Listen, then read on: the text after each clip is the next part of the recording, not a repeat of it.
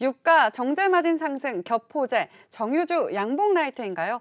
최근 유가 정제 마진이 상승하며 부진했던 정유주가 실적 반등을 할 것이다. 이런 기대감을 한몸에 받고 있는 상황인데요. 과연 두 분은 어떻게 보고 계실지 양봉 라이트 한번 지금 눌러볼까요? 하나, 둘, 셋. 신학수 대표님께서 누르시고 네. 이동근 대표님께서는 안 누르셨어요. 정제 마진이 지금 1달러에서 4달러까지 올라와 있는 상황인데요. 그렇다면 정제 마진은 왜 오른 것인지 먼저 신학수 대표님께 네. 물어볼까요? 네. 일단은 유가가 좀 많이 내려왔잖아요. 내려온 부분에서 반등하는 것은 수순이고요. 제일 큰 거는 글로벌적인 동조 현상일 거예요. 오펙 그리고 러시아까지 합쳐지면서 실제적으로 유가를 끌어올릴 수 있는 감산에 대한 협약들 이런 것들을 좀 만들어낸 건데요. 실제 억압을 받고 있는 부분은 미국 트럼프 대통령이 유가에 대한 부분이 많이 올라오는 것을 좋아하지 않아요.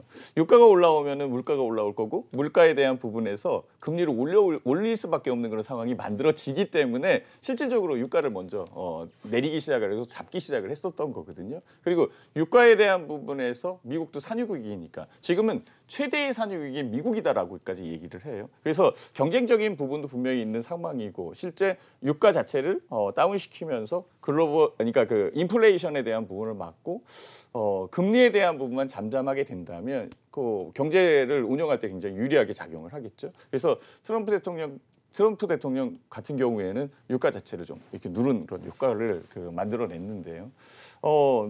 유가를 그러니까 누르지 않아도 눌릴 수밖에 없는 그런 상황이 만들어졌어요. 왜냐하면 글로벌 시장의 경기 그리고 경기에 대한 성장률 이런 것들이 낮게 형성되고 있고 그 유로존도 그렇고 유로존은 1.7에서 1.1인가 내렸고 중국도 6.0에서 6.7%, 8%, 6.5%구나. 이때까지 지금 낮게 형성되어 있는 상황이기 때문에 유가가 올라오기에는 약간 좀 힘든 그런 부분이 분명히 있을 겁니다. 그렇지만 낮게 형성되어 있는 부분에서 유가가 감산 협약에 의해서 현재의 적정 유가 그 부분까지는 올라오지 않겠나라고 생각하고 있고요.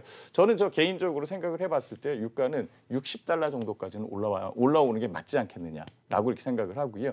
이전에는 유가가 100달러 정도 돼야 경기가 활성화돼 있는 그런 수치로서 봤었는데요. 지금은 그런 상황은 아닌 것 같아요. 그래서 적정 부분 유가는 유지되는 쪽으로 움직이지 않을까라고 이렇게 생각을 합니다.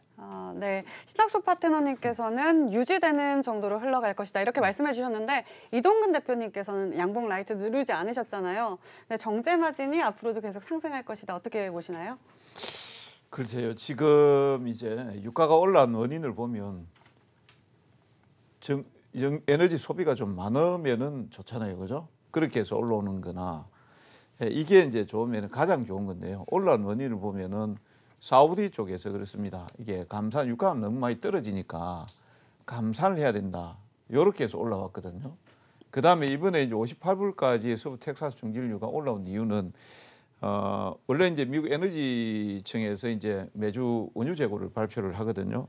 390만 불 정도 원유 재고가 감소될 수 있다. 이렇게 이제 봤었는데 감소됐을 거다 이렇게 됐는데 원유 재고가 원유 재고가 감소됐다 이런 내용들로 나왔습니다. 이제 증가됐을 걸로 봤는데 감소됐다 이렇게 나왔거든요. 그래서 이제 이런 내용들 때문에 이제 유가가 이제 올라간 부분들이 있습니다. 그다음에 이제 아시다시피 이제 베네수엘라 정치적인 어떤 갈등 문제 이런 내용들이 이제 유가의 상승 요인이 됐다 이렇게 보고 있기 때문에 제가 이제 양봉 라이트를 누르질 않았고요. 최근에 들어서 이제 유가가 올라가면서 이제 정제 마진 자체는 이제 올라온 부분도 있지만 이게 지속적으로 올라갈 것인지에 대해서는 조금 고민을 해야 될 부분이 있다. 이렇게 보고 있고 그다음에 이제 국제 유가를 우리가 이제 보면서 사실 유가가 58불 선까지 급등이 나왔는데 갑자기 정유주가 올라가야 되는데 이런 올라간 줄 별로 모르잖아요. 지금 계속해서 떨어졌었고 그렇단 말이에요. 근데 이제 국내 정치적인 어떤 문제라든 이런 내용들을 보면 경기 안 좋은 상황에서 지금 정부의 에너지 정책 자체가 화석연료 쪽에서 친환경 쪽이라든 이런 쪽으로 가거든요. 그러면 정부 쪽에서 처음에 이제 나왔던 게 전기차 쪽에 대한 활성화 정책을 하다가 그것과 모자라니까 지금 수소차, 수소 경제까지 나왔잖아요. 그러다가 다시 이제 LPG까지 나왔거든요. 그러면 정유를 쓰는 지금 뭐 디젤이라든지 그다음에 가솔린이라든지 이런 쪽에 대한 정책들은 사실상 없거든요.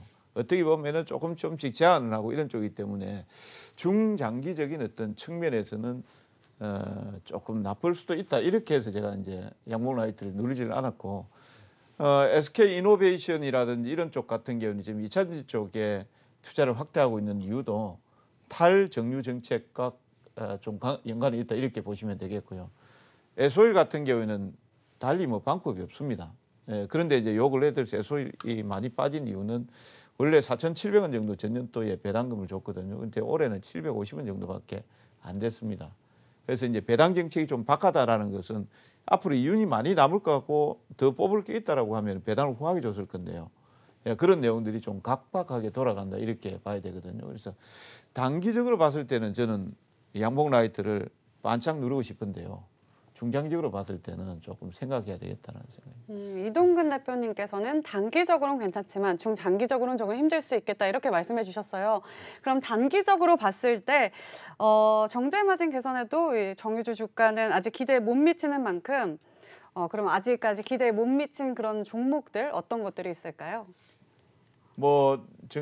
그 SK 이노베이션하고 에소일하고 대표적인 종목들이 뭐 그 두 개로 볼 수 있죠. 뭐 나머지는 이제 화학업종이고 이제 정유주 같은 경우는 이 두 개를 이렇게 볼 수 있는데 사실상 그 중에서 하나를 딱 꼽아가지고 이렇게 본다라고 하면 배당 이번에 박하게 준다고 해가지고 좀 많이 떨어진 에소일은 좀 싫고요. 제가 개인적으로 만약 투자를 한다 그래도 에소일보다는 SK 이노베이션 이쪽이 이제 그래도 사업 다각화라든지 이런 쪽에 이제 조금 더 활기차게 이제 투자도 하고 그러니까 아마 그쪽이 좀 낫겠다. 네, 알겠습니다. 단기적으로는 씹어줘야 되는 겁니까? 단기적으로는 SK 이노베이션이 조금 나을 것 같다 이렇게 말씀해 주셨는데 그렇다면 신학수 대표님께서는 좀 낙폭 과대주로서는 어떤 것들이 있다고 보시나요? 정유주 다 낙폭과대예요. 그 중에서도 지금 뭐 올라온 그런 부분이 없고요. 실질적으로 어떤 정유주가 좋냐라고 비교했을 때에는 죄송합니다. 전체적으로는 뭐 저도 SK 이노베이션이 제일 왜냐하면 사업 부분이 또 다른 전기 전자 쪽에 그 배터리 사업 부분이 분명히 있는 상황이니까 물론 이제 분사를 하겠지만은요. 실질적으로 그쪽이 제일 유리한 그런 상황이고요. 결론적으로 정유 3사는 지금 많이 내렸어요. 지금 현재 추가적으로 더 내린다라고 했을 때는 유가 자체에 대한 부분의 하락 부분을 봐야 되는 건데요. 저는 이 생각도 많이 들어요. 그 몇 달 전에 정부에서 유류세 인하 이렇게 얘기를 했어요. 근데 공교롭게 유류세 인하를 할 때에 유가가 고점을 찍고 내리기 시작을 했거든요. 지금은 오히려 더 떨어지고 있는데 유류세까지 보조를 해주고 있는 그런 입장인 거예요. 실질적으로. 그러면 그만큼 유가를 맞추기가 정부에서도 그 날고기는 석박사가 맞추기도 힘든 그런 유가인데요. 실질적으로 저는 이 생각도 많이 해요. 그래서 그 유가에 대한 부분이 어떻게 될 건데 이것은 그 측정하는 부분이 아닐 것 같고요. 실제 이제 혜택을 받을 수 있는 부분이 어떻게 돌아갈 거느냐 저는 그 생각을 좀 많이 하거든요. 보조금에 대한 부분이 현재의 그 정유 그러니까 휘발유 가격을 따져봤을 때 휘발유 가격이 지금 1,300원대에 움직이는데 한 200원 정도, 150원에서 200원 정도 보조를 해줬다라고 한다면은 실제의 그 유가 자체적으로는 한 1,100원? 그렇죠? 1,100원, 뭐 1,150원, 뭐 이 정도 돼야 되는데 계속 1,300원, 1,400원 유지되고 있거든요. 실제 이 유지되는 부분은 정부의 보조금까지 들어와 있는 부분에 유가가 떨어진 부분까지 반영을 해야 되는 그런 상황이기 때문에 실질적으로 그 세금에 대한 부분은 정유사 쪽으로 들어가는 거 아닐까라는 그런 생각도 좀 해보고 있습니다. 그래서 정유사에 대한 실적은 좋아질 것이다. 여기에 정제 마진이 높아지고 있는 그런 상황이고요. 특히 이제 그 미국의 셰일 석유를 지금 셰일가스, 셰일 석유 이쪽을 많이 퍼올리는데요. 미국이 제1위에 그러니까 세계 글로벌 1위의 그 산유국이 된다라고 이렇게 얘기하는 것도 여기에 있어요. 그 에스오일 같은 경우에는 사우디 아람코가 대주주예요. 근데 사우디에서 그 유류 그러니까 그 석유를 사오는 것이 아니라 미국에서 사오거든요. 이거 미국계 더 제품이 좋고 그다음에 수익성이 있기 때문에 그쪽으로 턴을 하는 그런 상황이겠죠. 즉 뭐냐면은요.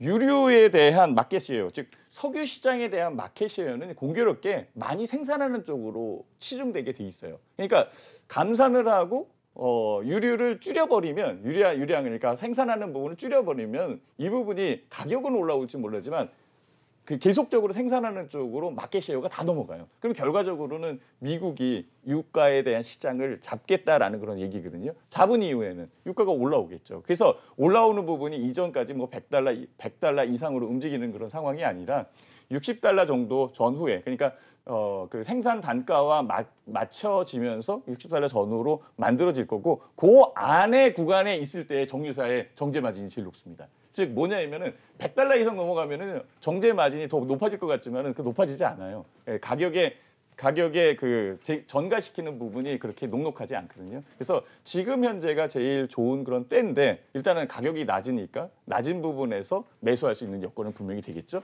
그렇지만은 그 인식이 그렇게 썩 이렇게 주식시장의 심리가 좀 많이 작용하니까 심리도 측면에 봤을 때는 지금 낮은 상황으로 만들어져 있는 것 같아요. 그래서 이 부분이 조금만 해결되면 정유주들 같은 경우에는 의외로 현재 가격에서 상승할 수 있는 그런 부분이 만들어지지 않을까. 그래서 좀 일찍 접근을 하게 된다. 뭐 나중에 접근하면 다 정유사 3사를 다 접근을 해야 되겠지만은요. 좀 일찍 접근을 해야 된다. 그러면 다른 사업 부분이 있는 SK이노베이션 이쪽이 훨씬 더 유리할 수 있습니다. 대표님께서는 정유주들을 지금 매수 타이밍이라고 보시는 건가요? 저는 이제 중기적으로 봤을 때는 현재가 굉장히 싼 부분으로 저는 생각이 듭니다. 네.